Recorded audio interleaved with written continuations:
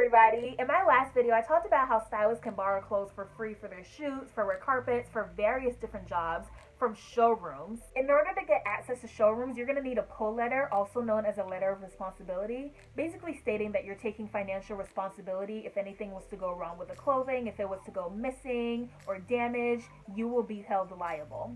Other than that, if it comes back fine, the condition that it was given to you, then there's no charge. So your pull letter is that one shot that you get to get a yes or no for the showroom. So keep watching and I'm going to break down for you exactly what to say in your pull request to get that yes.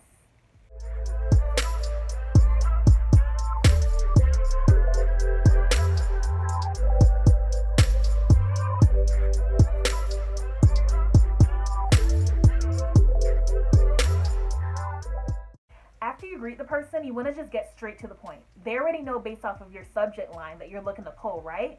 So you just want to say, hello, I'm looking to pull for an editorial, or I'm looking to pull for a red carpet, a TV appearance, whatever the project is. Just get straight to the point because showrooms handle tons of emails every single day and they don't have time to read your life story. So just save them the time and get straight to the point and tell them what you're looking for. And if you're working with a big name, be sure to mention it. That's only going to increase your chances. So name dropping is usually a no-no, but in this case, it is in your favor because remember, at the end of the day, a showroom's job is to get publicity for the designers that they represent. So the bigger the name, the more publicity it's going to get their client.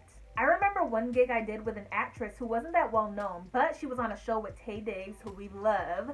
So the showroom initially denied my request, but when I came back and responded, by the way, she's going to be on a show with Tay Diggs on the CW premiering this fall, they turned around so quick and approved my poll. And I was like, okay, I peep what's happening here.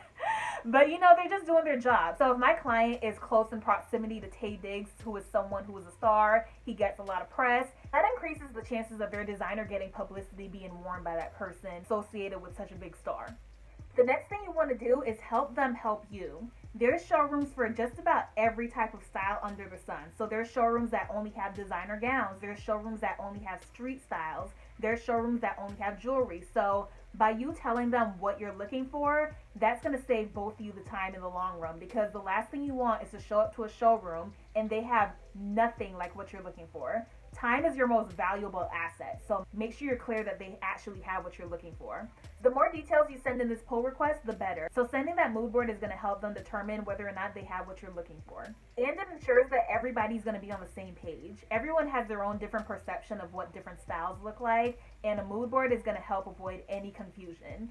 And what I mean by that is your interpretation of the word boho might be Lisa Bonet in the 80s, while their interpretation is For Love and Lemons. It's completely different styles, so you want to make sure that you are super clear and the mood board is going to help with that. I remember I had a personal shopping client and she told me that she wanted a vintage style, so I asked her to send me a mood board and guess what was on this mood board? She had Aaliyah on this mood board. So first of all, I felt some type of way that the 90s is now considered vintage. Like, what? But anyways, if I had just went by my interpretation of vintage, which is not at all Aaliyah or the hip-hop styles of the 90s, Tommy Hilfiger, you know, all of that, then she would have been so frustrated because that, to me, is not vintage. So thankfully, that mood board cleared the air before I stepped foot in a store. So those are the makings of a straight-to-the-point and succinct pull request.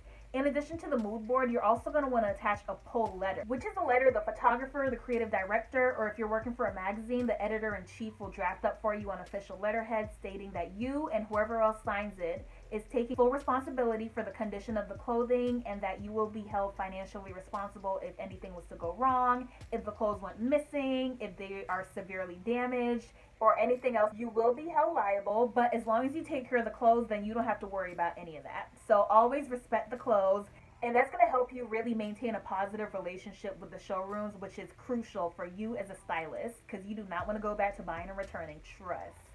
So before you hit the send button, you want to sign off with a proper closing. So you always want to have a formal signature. Mine is always best regards, Brittany Diego. Yours can be kind regards, sincerely, yours truly, whatever that looks like for you. Be sure to sign off with that and your full name.